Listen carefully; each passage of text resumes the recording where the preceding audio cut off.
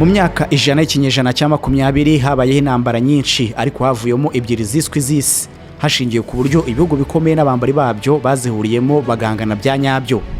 Intambara ya mbere y'isi yo mu 1914 kugeza mu 1918, ndetse n'intambara ya kabiri y'isi kuva mu 1939 kugeza mu 1945. Izi zose zasize ingaruka zikomeye mu isi ku buryo n'uyu munsi zikigaragaza.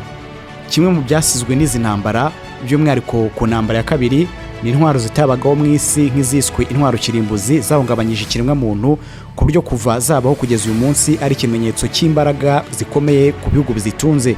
Gusa ku batuye isi, ibyatumye intambara ebyiri z'isi zibaho mu gihe cy'imyaka 20 hagati yazo bisa naho ntacyo byayimariye, kuko nyuma yazo abaturage b'isi bakomeje guhangana biciye mu bitekerezo n'imyemerere yabo. Ibihugu kuva byava mu ntambara ya kabiri y'isi byakomeje kugaragaza ko bishobora no kwinjira mu ntambara ya gatatu y'isi. Kuko kuva intambara ya kabiri y'isi yahagarikwa, abahegaritse nabo barongeye barahangana hagati yabo mu cyiswe intambara y'ubutita, aho abanyamerika b'abakapitaliste n'abasoviyete b'abakomuniste barebanye y'ingwe igihe kirekire. Gusa intambara y'ubutita no guhangana kw'aba bombi byarangiye batarwanye mu ntambara yeruye, ndetse bisa naho n'iby'intambara ya gatatu y'isi byahise bigabanuka icyo gihe.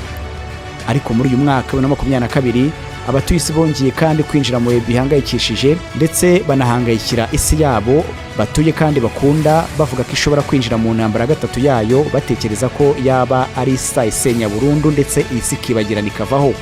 Abahanga mu bijyanye n'imibanire ndetse na diplomasi mpuzamahanga, by'umwihariko n'intambara, bakomeje kugaragaza ko kuva mu myaka 40 ishize bari bwo igihe n'ibimenyetso bigaragaza ko isi ishobora kwinjira mu ntambara gatatu y'isi ku ijanisha riri hejuru cyane.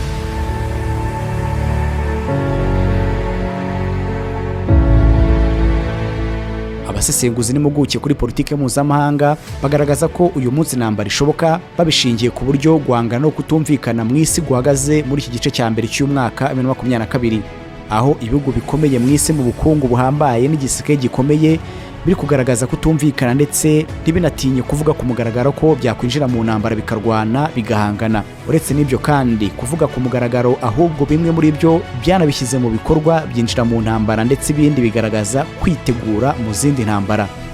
Abahanga babivuga bashingiye ku bimenyetso bihari. Ubu bafata ingero 3 zishobora kuba zahuzwa zigahita zibyara intambara gatatu y'isi, yewe bakagaragaza n'impande ebyiri zahangana muri iyo ntambara.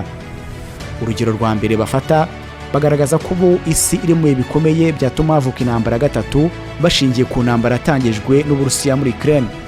Iyi ntambara imaze iminsi irenga 100 irwanirwa muri iki gihugu cya Ukraine, ngo ni kimwe mu bintu bigaragaza ko intambara gatatu y'isi ishoboka, kuko kurebye uko iri kurwanwa ndetse n'abihugu biri kwirwaniramo, ubona ko ishobora gutuma isi yinjira mu ntambara gatatu yayo mu buryo bweruye. Ubundi mu buryo busanzwe kandi bworoshye, ku rugamba ingabo z'Abarusiya n'Abanya-Ukraine bari kurwana buri wese yifashishije abacancuro be. Ariko inyuma y'ibi bihugu hari abandi babishyigikiye, ku buryo muri Ukraine hari guhangana kweruye hagati y'ibihugu byinshi kandi bikomeye mu isi. Ubwabyo kuba Ukraine igejeje ku minsi 110 ishobora kwirwanaho imbere y'Uburusiya nk'igihugu gifite igisirikare ndetse n'ibitwaro bikomeye, ngo nuko habayeho inkunga iremereye y'ibihugu by'uburasirazuba bw'isi bishyigikiye Ukraine, haba ibihuriye umuryango wa OTAN ndetse n'umuryango w'Uburayi. Ibi bihugu ni byinshi, ariko icyo byose bihuriyeho nuko biri mu murongo washyizweho na Leta Zunze Ubumwe za Amerika. Ndetse ibihugu bifatanya na Ukraine bivuga ko bishobora guhagarika ukwaguka kwa politike za gikomuniste z'Abarusiya. Birasa naho kuri bo bahanganye n'Abasoviyeti, ariko n'ubundi nta kwibeshya na guto kurimo, kuko n'ubundi Vladimir Putin nawe nashaka ko icyahoze ari igice cy'abakomuniste b'Abasoviyete kigarurirwa n'abantu bo muri ngerazuba bw'isi. We yita ko bashaka kugenzura Uburusiya. Ndetse Vladimir Putin ibitekerezo ashyigikiwemo n'ibihugu nka Belarus n'Ubushinwa nabwo buzwi ko buri mu ruhande rwa gikomuniste kuva Mao Zedong yategeka igihugu. Rero mu maso y'izi mpuguke, ngo muri Ukraine intambara ihari ni intambara y'ubutita mu yindi shusho ihuza amatwara gikomuniste na gikapitaliste. Ngo kuko iyo witegereje neza, ni Ukraine ifashwa n'ibihugu by'uburengerazuba bw'isi by'abakapitaliste, n'Uburusiya busanzwe buhagarariye ishusho y'andi matwara ahanganye nayo y'Abanyamerika n'inshuti zabo. Kimwe mu bimenyetso bikomeye kuri iyi ngingo, ngo ni uburyo ibihugu byinshi byo mu isi byitabiriye gufatira ibihano Uburusiya mu gihe bwatangizaga intambara kuri Ukraine.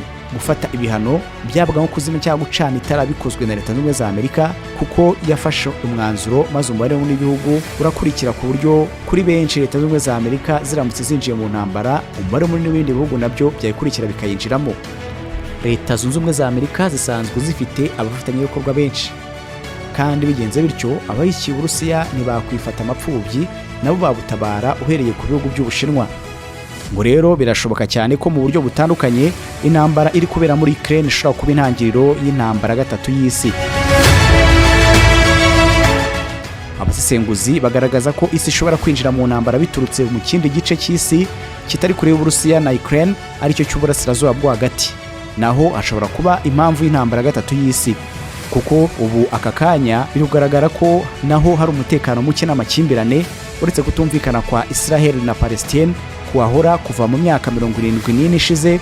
Ubu biragaragara ko iki kibazo cyabaye ikindi, kuko nubwo Israel irimo irakora ibishoboka byose ngo yigarurire ubutaka bwa Palestine, ni nako iri kugerageza guhangana n'ibihugu biri muri iki gice kimwe ngo bitayumva. Uyu munsi abayahudi na leta yabo mu burasirazuba bwo hagati bari guhangana n'uwari wese batekereza ko yabateza ibibazo, nubwo bari mu bikorwa byo gushaka kwigarurira ubutaka ubwo aribwo bwose bwa Palestine nk'uko babigize indahiro kuva mu 1967. Ariko bari no guhangana n'umutwe wa Hezbollah ndetse na leta ya Iran, haba uyu mutwe cyangwa iki gihugu cya Iran bose badashaka ko leta y'abayahudi yabaho. Kubera iyo mpamvu uyu munsi leta ya Israel ihanze amaso muri Syria, ngaho uyu mutwe wa Hezbollah ukorera kandi ushyigikiwe na Iran. Ibyo rero bituma Israel ihora igenzurira hafi Syria. Ku buryo nk'ubwo mu bihe bishize leta ya Israel yarashe ibisasu mu mujyi wa Damascus mu bikorwa byo gusenya ubufatanye bwa Hezbollah na leta ya Iran.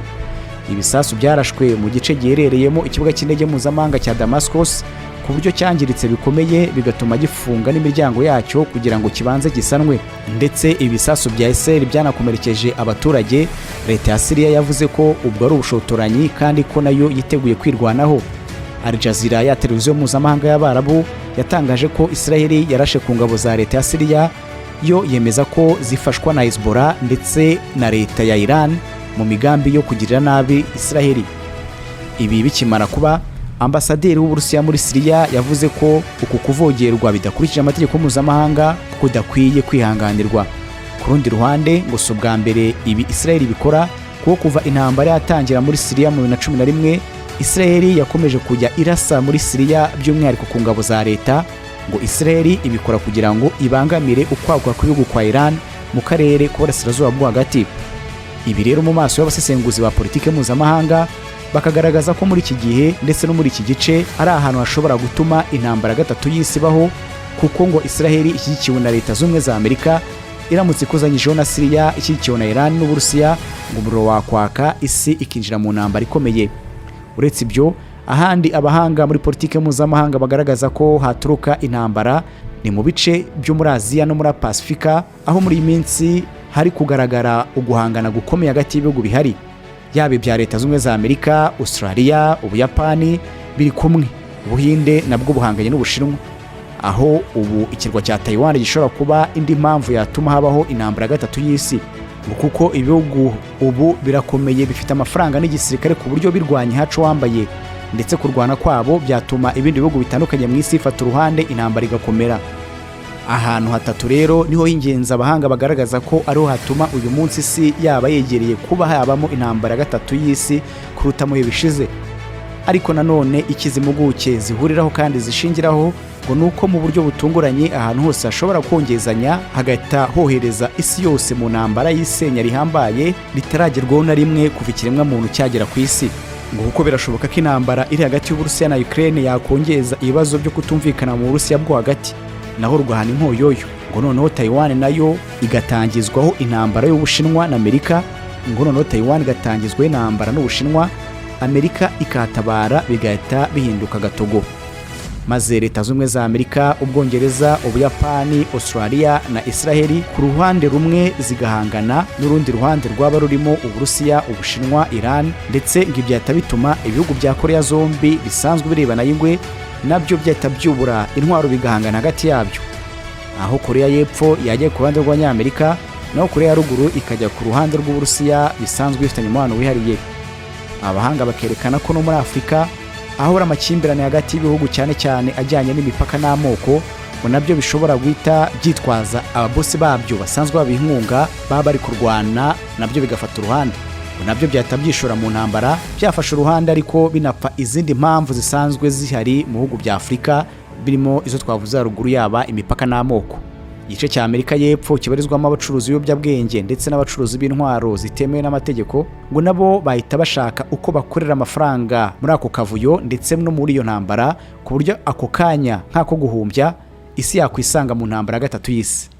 Icyo abahanga bahurizaho n'undi muturage wese uri hano mu Rwanda nuko ntawe uzi uko iyo ntambara yarangira kuko yabamo isenya rihambaye cyane ko ngo nta kabuza yakoreshwamo ibitwaro bya kirimbuzi, ndetse kuri benshi intambara yaba ari imperuka y'isi yayindi hanuwe mu mirongo yo muri Bibiliya izwi nka HARMAGEDON, ndetse harabagaragaza ko intambara iramutse ibayeho yaba igiye gushyira iherezo ku kiremwa muntu n'iterambere kimaze imyaka myinshi kirukaho ngo ku buryo ibyo isi yose yagezeho byasenyuka bikaba umuyonga.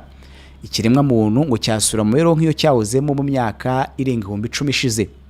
Gusa nanone ku rundi ruhande harabagaragaza ko ibihugu bitapfa kwinjira mu ntambara yasenye isi kuko kuba nta ntwaro kirimbuzi zirakoreshwa mu ntambara yo muri Ukraine kandi bishoboka ngo ni ikimenyetso cy'uko nta n'umwe ushobora kwinjira mu ntambara yo gusenya isi kuko nta n'umwe waba uzi neza ko yasigara amahoro mu gihe iyo ntambara yaba itangijwe.